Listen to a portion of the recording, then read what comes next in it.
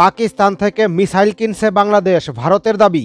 বাংলাদেশের জন্য গর্ত খুঁড়তে গিয়ে সেই গর্তে নিজেই পড়ল ভারত। ডক্টর মোহাম্মদ ইউনূস ভারতের সঙ্গে কোন খেলা খেলছে তা আস্তে আস্তে স্পষ্ট হচ্ছে। বিস্তারিত জানতে পুরো ভিডিওটি মনোযোগ সহকারে দেখতে থাকুন। দেখুন, আপনারা স্ক্রিনে এখন যে মিসাইলটির ছবি দেখতে পাচ্ছেন তার গায়ে স্পষ্ট করে লেখা রয়েছে আবদালি। এটি হলো পাকিস্তানের তৈরি আবদালি মিসাইল এবং এটির রেঞ্জ 400 কিলোমিটার। পাকিস্তানের এই মিসাইলটি চেয়েছে বাংলাদেশ। ভারতীয় গণমাধ্যম এমনটাই দাবি করছে। দেখুন, প্রত্যেকটি দেশই চায় তাদের সামরিক বহরে বিশাল বিশাল রেঞ্জের মিসাইল যুক্ত থাকুক, তেমনি আমরাও চাই আমাদের সামরিক বহরে 5000 10,000 কিলোমিটার রেঞ্জের মিসাইল যুক্ত থাকুক। সুতরাং 400 কিলোমিটার রেঞ্জের একটি মিসাইল বাংলাদেশের সামরিক বহরে যুক্ত হবে, এটা তো আমাদের জন্য আনন্দের বিষয়। আর এই 400 কিলোমিটার রেঞ্জের মিসাইল হবে বাংলাদেশের জন্য এযাবৎকালে সবচেয়ে বেশি দূরপাল্লার মিসাইল। এই মিসাইলটি বাংলাদেশের জন্য অতীব জরুরি দরকার। দেখুন, বাংলাদেশ পাকিস্তান থেকে এই মিসাইলটি চেয়েছে, এই খবরটি ভারতীয় গণমাধ্যম সবার আগে জানলো কিভাবে? এটি একটি প্রশ্ন থাকতে পারে। হতে পারে ভারতীয় গোয়েন্দারা, ভারতীয় র এজেন্টরা বাংলাদেশের পুরো সামরিক সেক্টরকে সার্বক্ষণিকভাবে নজর রাখে। অন্যথায় হতে পারে ভারতীয় এই গণমাধ্যমগুলো আবারও মিথ্যা বানোয়াট খবর প্রচার করছে। যদি বাংলাদেশের পক্ষ থেকে এমন সিদ্ধান্তই নেওয়া হয় পাকিস্তানের কাছ থেকেই 400 রেঞ্জের মিসাইলটি ক্রয় করবে, তাহলে এটা নিশ্চিত বলা যায় ভারতের র এজেন্টরা বাংলাদেশের সামরিক সেক্টরে পুরোপুরি শতভাগ সক্রিয় রয়েছে। আর যদি এটা না হয় তাহলে ভারতীয় গণমাধ্যমগুলো আবারও মিথ্যা বানোয়াট খবর প্রচার করছে। দেখুন, বাংলাদেশ পাকিস্তানের কাছ থেকে কোনো মিসাইল ক্রয় করবে না, তারপরও ভারতীয় গণমাধ্যম, ভারতীয় র এজেন্টরা, ভারতীয় বিভিন্ন গোয়েন্দা সংস্থারা তারা তারপরও বলবে বাংলাদেশ 400 কিলোমিটার রেঞ্জের মিসাইল ক্রয় করছে। এটা কেন করবে তারা? তাদের লাভটা কি বা স্বার্থটাই কি? এ বিষয়টি নিয়ে একটু আলোচনা করা যাক। দেখুন, বাংলাদেশের কাছে কোনো পারমাণবিক অস্ত্র নেই, তারপরও যদি পুরো বিশ্বে একটি জিনিস প্রচারিত হয় যে বাংলাদেশের কাছে 100টি পারমাণবিক অস্ত্র রয়েছে, পুরো বিশ্বের সকলেই যদি এই বিষয়টি বিশ্বাস করে নেয় বাংলাদেশের কাছে 100টি পারমাণবিক অস্ত্র রয়েছে, তাহলে তো বাংলাদেশ পারমাণবিক অস্ত্র তৈরি না করেই পারমাণবিক সক্ষমতা, পারমাণবিক শক্তিধর দেশে পরিণত হয়ে গেল। তাহলে এটা কি বাংলাদেশের জন্য আদৌ লাভ হচ্ছে নাকি লস হচ্ছে? আমার তো মনে হয় এটা বাংলাদেশের জন্য লাভই হবে, কারণ তখন বিশ্ব সামরিক শক্তি র্যাঙ্কিংয়ে বাংলাদেশ যে বর্তমানে 37 নম্বরে রয়েছে, তখন কিন্তু 10-15 নম্বরের ভিতরে থাকতো। দেখুন, ভারতের কাছে কিন্তু 5000 কিলোমিটার রেঞ্জের মিসাইল রয়েছে, অথচ বাংলাদেশ মাত্র 400 কিলোমিটার রেঞ্জের মিসাইল ক্রয় করবে। এখনো কিন্তু ক্রয় করেনি, ক্রয় করবে। তারপরও ভারতীয় এই সকল গণমাধ্যম যেভাবে তারা খবর প্রচার করতে শুরু করেছে, তাতে বাংলাদেশকেও তারা ভারতের একটি শক্ত প্রতিপক্ষ হিসেবে এখন কিন্তু গণনা করছে। যদি অস্ত্র শস্ত্রের হিসাবে দেখেন তাহলে ভারতের ধারের কাছেও নেই বাংলাদেশ। তারপরেও বাংলাদেশকে নিয়ে তাদের এত ভয় পাওয়ার কারণটা কি? এ বিষয়টি নিয়ে একটু আলোচনা করা যাক। দেখুন, আমরা ছোটবেলা থেকেই দেখে এসেছি ভারত কিন্তু কখনোই বাংলাদেশকে নিয়ে এতটা উদ্বিগ্ন হয়নি, বাংলাদেশকে নিয়ে এতটা চিন্তিত হয়নি। এখন কিন্তু হচ্ছে। শেখ হাসিনা সরকার পালিয়ে যাওয়ার পর থেকেই ভারত বাংলাদেশকে নিয়ে বেশ উদ্বিগ্ন।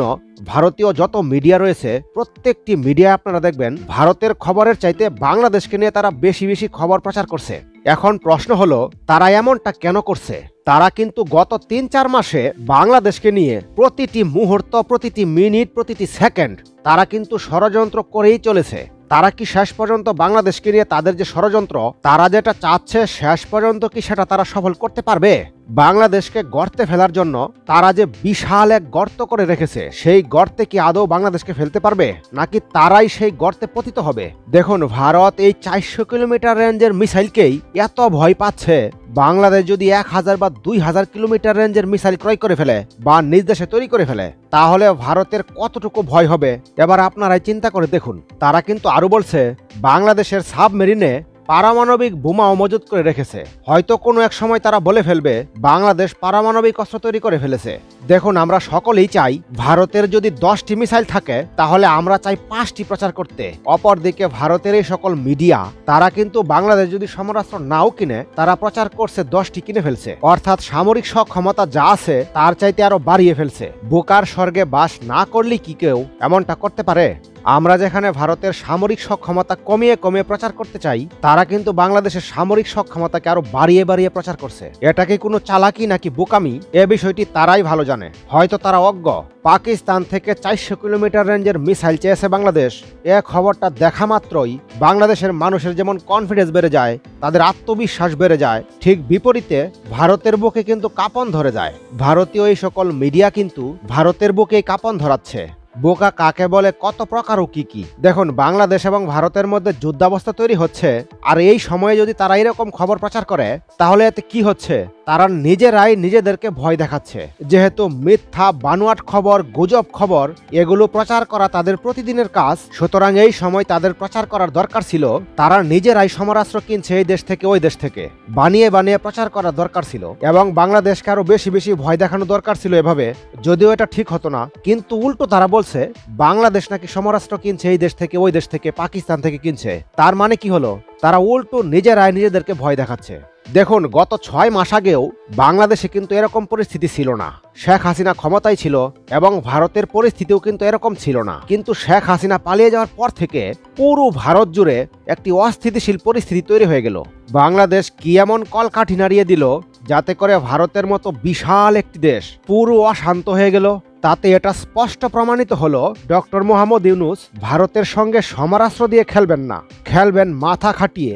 অর্থাৎ এত সমরাস্ত্র থাকার পরও বাংলাদেশের বুদ্ধির কাছে হেরে যাবে ভারত। দেখুন, ডক্টর মোহাম্মদ ইউনূস ক্ষমতায় বসার পর থেকেই ভারতের মধ্যে হিংসা শুরু হয়ে গিয়েছে, কারণ তারাই ডক্টর মোহাম্মদ ইউনূসকে সহ্য করতে পারছে না। ডক্টর মোহাম্মদ ইউনূস ক্ষমতায় বসার পরই পুরো ভারত জেনে ফেলেছে, তারা বুঝে ফেলেছে ডক্টর মোহাম্মদ ইউনূস কোন খেলা খেলতে চাচ্ছে। দেখুন, ভারত কিন্তু বর্তমানে সেই আগের ভারত নেই। বাংলাদেশের প্রেক্ষাপট পরিবর্তন হওয়ার সাথে সাথে ভারতের প্রেক্ষাপটও পরিবর্তন হবে, এমনটাই কিন্তু ইঙ্গিত পাওয়া যাচ্ছে, যার একটি বাস্তব প্রমাণ রয়েছে। দেখুন, আপনি মন থেকে চিন্তা করে দেখুন, আপনি যতই ভারত বিরোধী হন না কেন, ভারতের যারা বাংলা ভাষায় কথা বলে, আপনার কিন্তু তাদের প্রতি একটু হলেও মানবিক টান রয়েছে, এটা কিন্তু আপনি অস্বীকার করতে পারবেন না। অপরদিকে একই ঘটনা ভারতে যারা বাংলা ভাষায় কথা বলে, তাদেরও কিন্তু এই বাংলাদেশের প্রতি একটু হলেও টান রয়েছে, আর সেটা হলো শুধু বাংলার জন্য। দেখুন, মিয়ানমারও তো আমাদের পার্শ্ববর্তী দেশ, কিন্তু মিয়ানমারে কিন্তু বাংলা ভাষায় কেউ কথা বলে না, যার কারণে কিন্তু কোনো বাংলাদেশি মিয়ানমারে যায় না। অপরদিকে কলকাতা, পশ্চিমবঙ্গ, এমনকি ভারতের আরো বেশ কয়েকটি রাজ্য রয়েছে যেগুলোতে কিন্তু বাংলা ভাষাভাষী রয়েছে। এখন এই বাংলাদেশ থেকে কিন্তু অনেকেই সেই সকল বাংলা ভাষাভাষী আছে বলেই কলকাতা, পশ্চিমবঙ্গে আমাদের দেশের মানুষ যায়। এখন অনেকের মনে প্রশ্ন জাগতে পারে, এই সকল কথা বললাম কেন? দেখুন, ভারতের বিভিন্ন বাংলা মিডিয়া যেগুলো আছে, তারা যখন খবর প্রচার করে, তখন কিন্তু আমরা বাঙালি বলেই তাদের সেই খবরগুলো পড়তে পারি এবং দেখতে পারি। ঠিক একইভাবে ভারতের বাঙালিরাও কিন্তু বাংলাদেশের সে সকল খবর দেখে এবং পড়ে, এবং এপার বাংলার অনেকেই যেমন চায় ওপার বাংলার মানুষগুলো সুখে শান্তিতে থাকুক, ঠিক তেমনি ভাবে ওপার বাংলার অনেকেই চায় বাংলাদেশের মানুষ সুখে শান্তিতে থাকুক। বাংলাদেশের মানুষ অশান্ত তো পুরো গ্রেটার বাংলা অশান্ত, আর পুরো গ্রেটার বাংলা অশান্ত তো পুরো ভারতবর্ষ অশান্ত। এটা তারাই বিশ্বাস করে এবং বুঝতে পারে যারা আসলেই বাঙালি। আর এই বাংলা আজ না হয় কাল এক হবেই, এবং গ্রেটার একটি বাংলা তৈরি হবে। এ বিষয়ে আপনাদের মতামত কমেন্টের মাধ্যমে জানিয়ে রাখুন। পরবর্তী নতুন ভিডিও সবার আগে পেতে চ্যানেলটি সাবস্ক্রাইব করে রাখুন।